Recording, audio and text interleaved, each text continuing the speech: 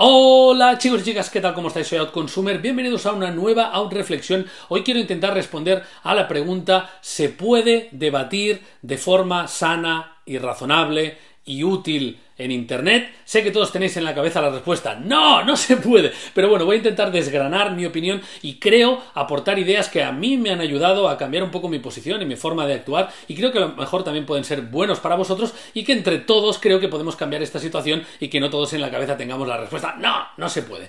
Para empezar, hay que decir que las redes sociales molan mucho. Tengo un vídeo maravilloso en el que hablo de lo bueno que tiene YouTube y en general las redes, pero también tienen cosas muy malas y voy a intentar explicar cuáles de ellas son. Para empezar, las redes no ayudan al debate. Las redes lo que buscan, la mayoría de ellas sobre todo, es viralidad. Los algoritmos que te destacan algo o que te sugieren cosas siempre intentan buscar la máxima viralidad. Y esto está estudiado, que las reacciones negativas generan más engagement, es decir, generan más respuesta. O sea, es más fácil que pongamos un comentario o reaccionemos o compartamos algo que nos da miedo, que nos enfada, que nos indigna, etcétera, que nos pone tristes, que no algo que nos gusta. Cuando vemos algo que nos gusta, evidentemente a veces damos like, a veces comentamos, pero la reacción negativa siempre es más fructífera, siempre tiene más engagement, siempre tiene más reacción, con lo cual es más viral. Así que los algoritmos, ya sea porque los han diseñado así o ya sea porque aprenden solos, llegan a la conclusión de que aquellas cosas que generan reacciones negativas son más virales, con lo cual tienden a promoverlas y a enseñarlas más, con lo cual la gente reacciona más,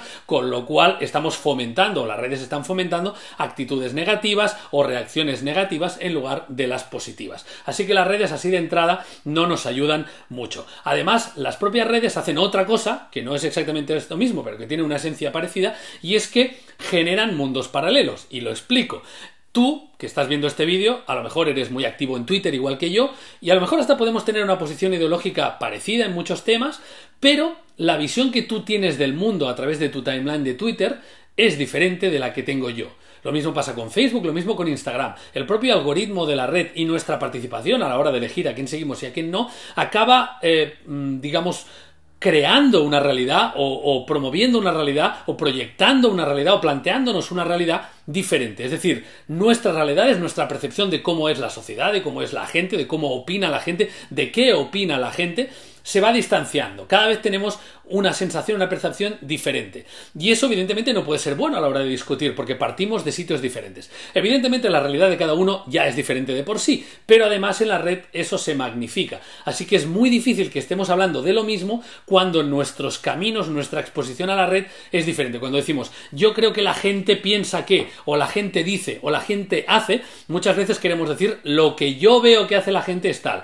Y como digo, el algoritmo no ayuda a que tengamos todos una visión uniforme de cómo es la vida. Que esa es otra discusión, a lo mejor eso sería peor aún, no lo sé, pero la realidad es que los algoritmos no nos ayudan. Así que bueno, ¿qué podemos hacer para tener una conversación sana? De acuerdo, la red en sí no nos ayuda, pero ¿qué herramientas nos ofrece la red para que nuestra discusión sea más sana? Pues para empezar, la herramienta de reporte. Cuando vemos una cosa que no nos gusta, podemos reportar. Cuando vemos una cosa que nos gusta, podemos poner dislike, pero ya hemos dicho que el dislike no nos ayuda. El dislike hace que se vea más. No sé si os ha pasado alguna vez que buscáis un tutorial en YouTube y los que tienen más engagement, más visitas, más comentarios, no son los mejores, sino que están mal por algún motivo, la gente se ha quejado, al quejarse tiene más viralidad, tiene más engagement, y la red dice, hostia, este tutorial genera más interacción, con lo cual debe ser mejor, y lo sube. ¿Os ha pasado eso alguna vez?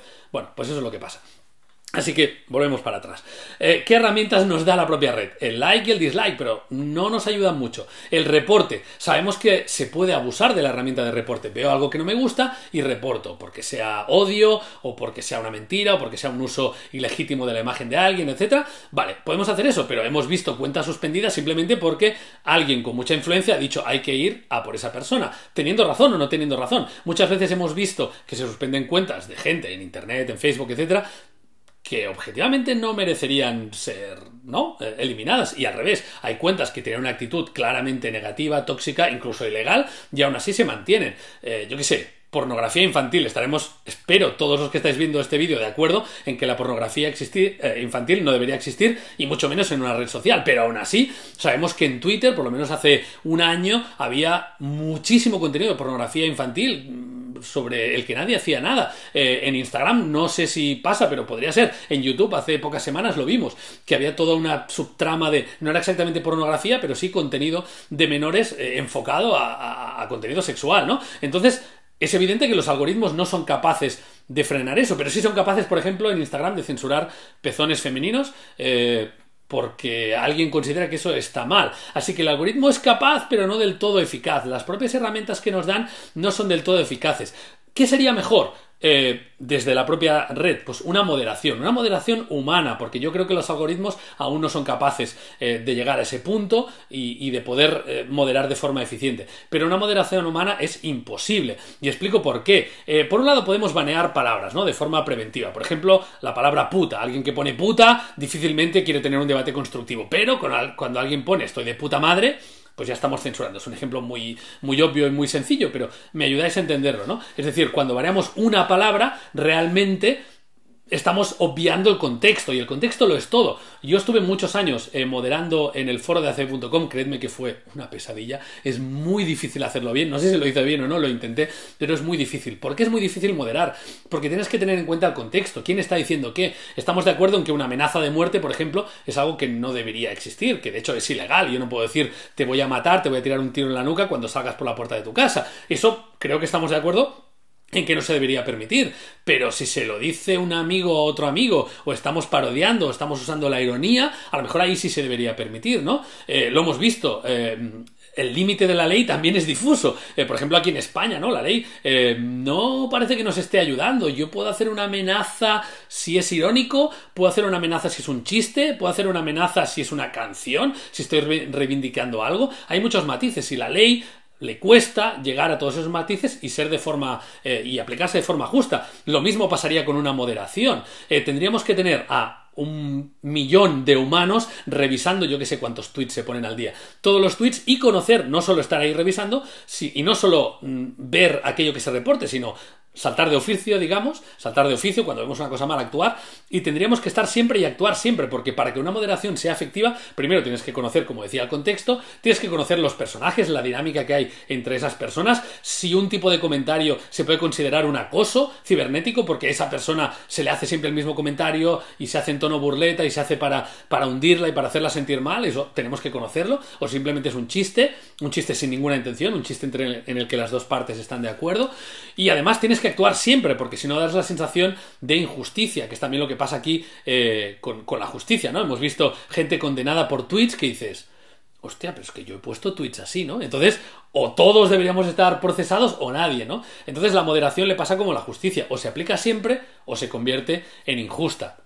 Así que realmente las herramientas que nos dan las propias redes no parecen muy eficaces, ¿no? Entonces, eso me lleva a otro punto, que es, ¿podemos tolerar lo intolerable? Es decir, ¿dónde ponemos el límite? Es decir, ¿qué cosas se pueden permitir y cuáles no? Hemos dicho, la pornografía infantil, a lo mejor estamos todos de acuerdo. Una amenaza de muerte, estamos de acuerdo. Insultos, estamos de acuerdo. ¿Qué tipo de insultos?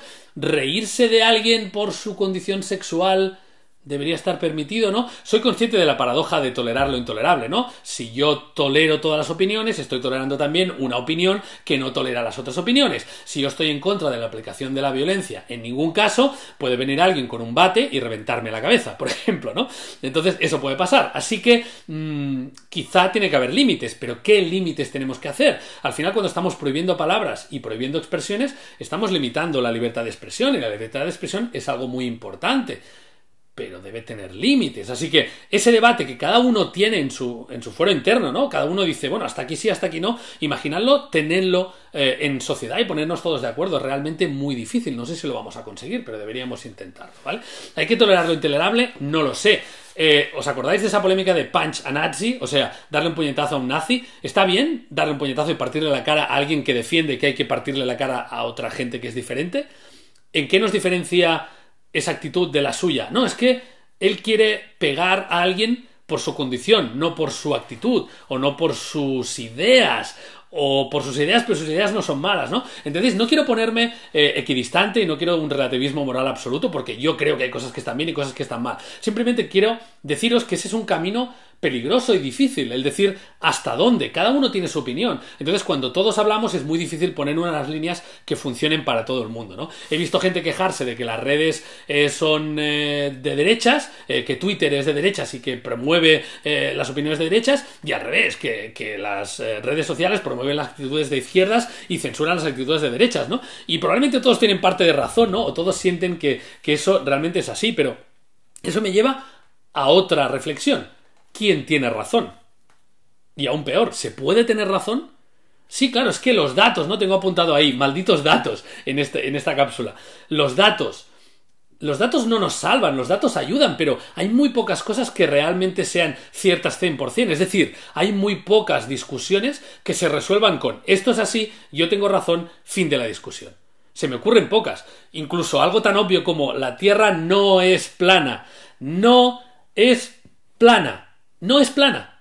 Incluso así, tenemos millones de datos y evidencias y aún así hay debate sobre eso. Así que muy difícilmente un dato puede cerrar una conversación. Hay pocos datos que sean absolutos y que cierren todas las dudas. Ahí, yo qué sé, tal equipo marcó 3 goles el partido de la semana pasada. Pues marcó 3, no marcó 7. Hay cosas que son impepinables, ¿no? Yo qué sé, estás viendo un vídeo de YouTube. Bueno, a lo mejor ni eso, porque alguien ha capturado eso, es igual. Hay pocas cosas que sean impepinables. Pero cuando debatimos, muchas veces los datos nos pueden ayudar un poquito, pero no resuelven discusiones, porque además los datos pueden ser tendenciosos, es decir, yo elijo un dato que me ayuda, pero omito un dato que no me ayuda. Entonces, no por aportar datos voy a tener más razón, o no siempre. Y luego los datos también hay que cogerlos con pinzas. Cuando te metes en temas de estudios científicos hay varios estudios que apuntan que esto podría estar motivado por tal cosa, pero hay otros que dicen lo contrario, o que no son determinantes, o hay estudios que dicen una cosa, pero hay gente que critica ese estudio porque no se ha hecho en las condiciones óptimas para poder ser tenido en cuenta. Es decir, los datos son tramposos y los datos tienen una falsa sensación de verdad absoluta que luego no es así, o no del todo, ¿no? Y esto me lleva a otro tema, y es que hace poco Trump, y no voy a hablar de Trump, ya sabes que Trump es una de mis obsesiones, Trump empezó a llamar a los fact-checkers, es decir, esta gente en medios de comunicación que se dedica a decir esto que ha dicho esta persona es mentira, esto que ha dicho es falso, esto es un bulo, esto no tiene una base, etcétera, se dedican a hacer eso, pues los ha llamado fake checkers. Más allá de la gracieta, tiene parte de razón, y me explico. Es decir, cuando alguien que verifica datos no es neutral 100%. Es decir, qué datos verificas y por qué y cómo los verificas y qué intención tienes detrás de verificar estos datos. De hecho, ha habido últimamente críticas, o yo he leído críticas a todo el proyecto Maldita, Maldito Bulo, Maldita Hemeroteca, etcétera, y al proyecto Neutral, en el que está detrás Ana Pastor, porque dice, claro, es que ellos lo que hacen es, digamos, combatir mentiras, pero no todas las mentiras. O a veces combaten una mentira pero no dicen toda la verdad, así que no son neutrales. Pretender que un fact-checker es neutral creo que es un error. Es decir, yo puedo decir, esto que ha dicho esta persona es mentira, lo que creo que no puedo decir es, hola, soy el abanderado de la verdad. Porque no es así, nadie es estrictamente neutral, nadie entra en una discusión ideológica sin tener una ideología o sin pretender apoyar una ideología. Y no está mal tener una ideología, todos la tenemos y la necesitamos, ¿no? Entonces, incluso aquella gente que se dedica a verificar los datos, también tenemos que ir con cuidado, porque es que tenemos demasiada información. Es decir, os explico cómo funciona. Nuestro cerebro es cómodo, ¿vale? Nuestro cerebro quiere respuestas ya. ¿Por qué? Porque si nuestro cerebro tiene dudas, estamos incómodos, nos angustiamos, no podemos vivir tranquilos. Tenemos que tener las cosas claras y poder decidir rápido. Por eso funcionan las ilusiones ópticas, ¿vale? Cuando vemos, ¿sabéis esos dibujitos que parece que se mueven pero en realidad no se mueven? Nuestro cerebro dice, a mí me parece que se mueve, o sea que se mueve, ¿vale? Es un ejemplo perfecto para entender por qué nuestro cerebro es vago y necesita respuestas rápidas. Eso, que es una ventaja evolutiva, se convierte en un problema cuando tenemos demasiada información. Y es el mundo en el que vivimos, en el que tenemos demasiada información. Como tenemos demasiada información, nuestro cerebro tiene que posicionarse ya. Esto es verdad, esto es mentira. Esto es verdad, esto es mentira. ¿Qué hacemos? Cogemos una posición ideológica, por el motivo que sea, y de ahí no nos movemos. Cuando nos llega información que va contra esa posición, la rechazamos. Cuando nos llega información que va en favor de esa posición, nos reforzamos más esa posición, ¿vale? Entonces, eso que siempre ha pasado y que funciona en todos los cerebros y que todos funcionan así, cuando tenemos demasiada información, que es el caso, estamos en una sociedad que tenemos demasiada información, eso se multiplica y nos ponemos aún más firmes en nuestra posición y nos radicalizamos aún más en nuestra posición y polarizamos opiniones. ¿Entendéis el efecto? Cuanto más input, más nos enrocamos. Entonces, lo que iba a ser una ventaja o debería ser una ventaja evolutiva en la sociedad de hoy en día se puede convertir en una desventaja. ¿Por qué? Porque además los datos no sirven para nada y esto también está demostrado, bueno, ojo, demostrado científicamente. Hay muchos estudios que dicen que es muy difícil cambiar la posición ideológica de alguien o la convicción o la creencia simplemente con datos, aunque sean datos irrefutables. Tendemos a rechazarlos antes que aceptarlos. Con lo cual, yo creo que hay que hacer fact-checking, yo creo que hay que decir cuando alguien miente, sobre todo los medios de comunicación tienen que hacer eso, pero al mismo tiempo sabemos que no funciona. Y al mismo tiempo, cuando los medios de comunicación están diciendo este bulo es mentira, este bulo es mentira, este bulo es mentira, lo que estamos haciendo también es validar en cierta manera esos bulos, porque esa gente que lo cree, digamos, hemos traído a la arena pública, al debate, opiniones que son mentiras, pero ya están ahí. ¿De acuerdo? Y eso lo hace Trump, no solo Trump, lo hace todo el mundo, pero sobre todo Trump. Trump dice una burrada, es mentira, está claro que es una mentira. Sus seguidores dicen, me da igual porque yo creo lo mismo que él, con lo cual a mí me da igual que sea mentira. Y ya has cambiado el debate. Ahora vamos a hablar de eso. Vamos a hablar de eso desde una posición ideológica. Tú vas a decir una cosa, yo la otra, pero ya estamos hablando de lo que yo quiero. ¿Me entendéis? Entonces al final es un círculo vicioso bastante perverso en el que aunque todos queramos hacer el bien, estamos contribuyendo a hacer el mal. ¿Me explico? Todos contribuimos a que vaya mal desde nuestra posición de buenas intenciones. ¿Sí? Entonces, Rock, ¿está todo perdido? No, no está todo perdido. Aún podemos hacer cosas. Hay cosas que podemos hacer y os voy a dar unos consejos que yo creo que pueden servir, ¿vale? El primero es escuchar a los otros, ¿vale? Esta reflexión va a quedar muy larga, pero creo que vale la pena. Escuchar a los otros. Y escuchar no quiere decir solo leer opiniones diferentes, porque leemos una opinión diferente y saltamos al cuello. Eso no es escuchar. Escuchar es callarte. Callarte, imaginaos esta escena. Estáis en un restaurante y hay 15 personas muy diferentes a vosotros. Y empiezan a explicar cosas con las que no estáis de acuerdo o que no son vuestra realidad, ¿vale?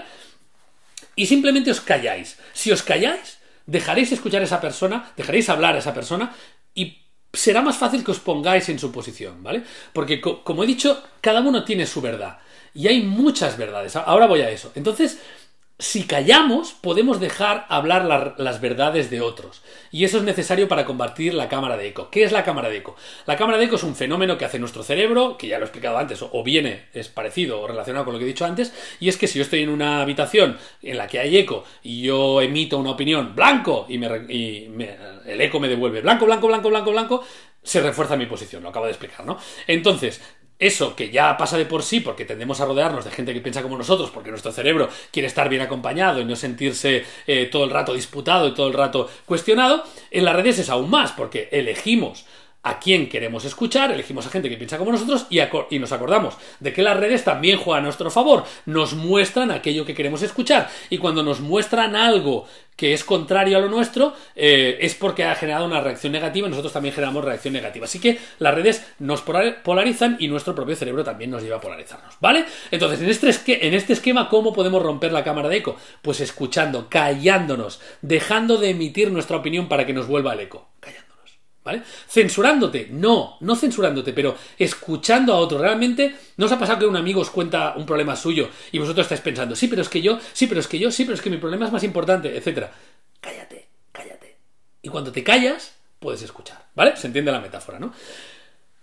Una de las conclusiones a las que he llegado y que me parece lo más interesante de este vídeo, que lo pongo ya cuando llevamos casi 20 minutos, es que cuando mucha gente opina, y eso es lo que pasa en las redes, que mucha gente está opinando, cuando mucha gente opina, la verdad se diluye.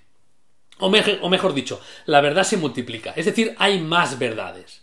Cuando yo digo, creo que la gente es buena, porque en mi día a día la gente es respetuosa y a mí nadie me atraca, y a mí nadie me pega, y prácticamente nadie me han robado en muy pocas ocasiones, y la gente en general es buena, yo digo que la gente es buena en base a mi percepción. Y esa es mi verdad, y seguro que tiene una parte de verdad. Pero alguien me dice, oye, perdona, en mi realidad eso no es así. La gente es capaz de matar por 4 duros. Y eso también es su verdad, y también es verdad. El problema es cuando convertimos la anécdota de cada uno en la generalización, en la verdad absoluta. Creo que eso es lo que tenemos que intentar evitar. Escuchar las realidades de cada uno, escuchar las anécdotas, ponderarlas y tenerlas en cuenta, vale, esa es tu verdad, y quiero entender por qué. No decir, como hay alguien que ha dicho que le ha pasado esto, ¿ves? todo es así, o al revés. Este dice que le ha pasado, pero claro, es solo una persona. Bueno, pues las dos cosas son ciertas al mismo tiempo, ¿vale? Entender que cuando mucha gente habla, la verdad se diluye, o mejor dicho, la verdad se multiplica, ¿vale? Después, intentar no formarse una opinión sin tener los datos, intentar no etiquetar, intentar dudar siempre. Cuando una idea, un mensaje, un texto encaja perfectamente con lo que nosotros pensamos, dudad. Abrid el enlace, leed la noticia, ved si esa persona ha dicho exactamente lo que ha dicho, en qué contexto lo ha dicho, intentad ver los matices, intentad ver al estudio al que se refiere, qué dice exactamente este estudio, qué valor tiene, intentad dudar, sobre todo cuando la idea encaje con vuestra ideología. Sobre todo, eso es muy importante, ¿vale? Se trata de intentar que los datos disputen lo que tú ya pienses, no que lo refuercen, ¿vale? Hay que buscar datos que pongan en entredicho lo que tú ya crees. Eso es súper difícil, ¿vale? Pero si lo hacemos un poquito, es un poco de higiene que nos puede ayudar a no contribuir a la tormenta de mierda, ¿vale? ¿Qué más? Vale, proyectar siempre actitudes positivas, ¿vale? Intentar proyectar siempre actitudes positivas. Es que parece muy obvio, pero intentar hacer aquello que os gusta ver. Si no os gusta que os insulten, no insultéis. Si pensáis que, no sé, una campaña de acoso está mal, no lo hagáis. Si pensáis que difundir datos personales está mal, no lo hagáis. O sea, intentad no hacer aquellas cosas que obviamente os parecen que están mal. Parece un pequeño grano de arena, pero es importante, ¿vale? Y sobre todo, actuad, vale. Actuad en las redes, intentad con un tuit salvar la humanidad, ¿de acuerdo? Yo también lo hago, ¿vale? Muy bien, no, me va a escuchar mucha gente, doy actitudes positivas, perfecto. Pero creo que vais a ser más útiles en vuestro ámbito privado, con vuestros amigos, con vuestra familia, con la gente de vuestro entorno. Ahí creo que tenemos que afear conductas tóxicas. Desde la educación y explicar, oye, mira, esto que estás haciendo está haciendo daño o no contribuye, etcétera, ¿vale? Si podéis hacer eso en vuestro escenario más privado y más cercano, os evitaréis todo esto que he dicho que pasa. Porque en el tú a tú, cuando estamos frente a frente, es más fácil empatizar. Y es más fácil que estos consejos y estas actitudes positivas funcionen, ¿vale? Y por último, y con esto ya acabo, ¿cuánto llevo? Buah, 20 y pico minutos. Por último, con esto ya acabo y lo he hecho sin cortar. Si las redes sociales sabemos que perjudican, que contribuyen a este espiral de mierda, y que deberían ser responsables y que no están haciendo todo lo que está en su mano, que tienen otras intenciones, no contribuyamos. Si vemos que nuestra actitud en redes no ayuda, cerramos nuestra cuenta, ¿por qué no? Si vemos que lo que hacemos en la red no nos hace ser más felices y no hace ser más felices a los otros y no contribuye positivamente, no lo hagamos. No pasa nada, ¿sabes? En plan, Rock, pero ¿estás diciendo que nos autocensuremos? No, estoy diciendo que busquemos la forma más efectiva de mejorar el mundo y de estar bien nosotros. Si vemos que una cosa no funciona, cerrémosla. No la usemos. No pasa nada por no tener Instagram, por no tener Twitter, por no tener Facebook. A mí Facebook, por ejemplo, me generaba una sensación de incomodidad. Me daba la sensación de que no contribuía a nada. Y después todo lo que he leído de Facebook me daba la sensación de que no tenía nada bueno. Pues no lo uso. No lo he cerrado, lo tengo ahí, me avisa de los cumpleaños, pero no lo uso. No pasa nada. Intentemos... Imaginaos la metáfora, estamos viendo una espiral de mierda y todo el mundo intentar arreglándola ahí, intentando limpiarla. Si vemos que no lo conseguimos, que estamos contribuyendo, no lo hagamos, ¿vale? Bueno, no sé, son muchas cosas, espero que se haya entendido, espero que lo hayáis visto de seguido, espero que esté bien estructurado y espero que sirva para algo y que os haya interesado y que por lo menos os haga plantearos cosas. Yo he leído 2 libros últimamente, uno es Utopía para realistas y otra es 10 motivos por los que cerrar tus cuentas inmediatamente. Y me han funcionado por temas diferentes. Utopía para realistas me ha dicho todo exactamente lo que yo quería oír, con lo cual he activado el bueno, Rock, cuidado. Estos datos que pone estos estudios vamos a repasarlos un poquito, ¿vale? Vamos a ser un poco críticos, vamos a ver si a lo mejor no es cierto todo lo que dice, ¿no? Es decir, me ha ayudado para activar eso. Y el otro libro era al revés, decía cosas que yo no quería oír, pero ha sido necesario que las escuchara y ha condicionado también lo que he explicado en este vídeo. Así que, nada, leed, informaros, callaros, escuchad, tened actitudes positivas e intentar entender qué mecanismos favorecemos y cuáles no. Y no contribuyamos a la espiral de mierda. ¿Vale? En fin, espero que os haya gustado y hasta la próxima, chicos. Adiós.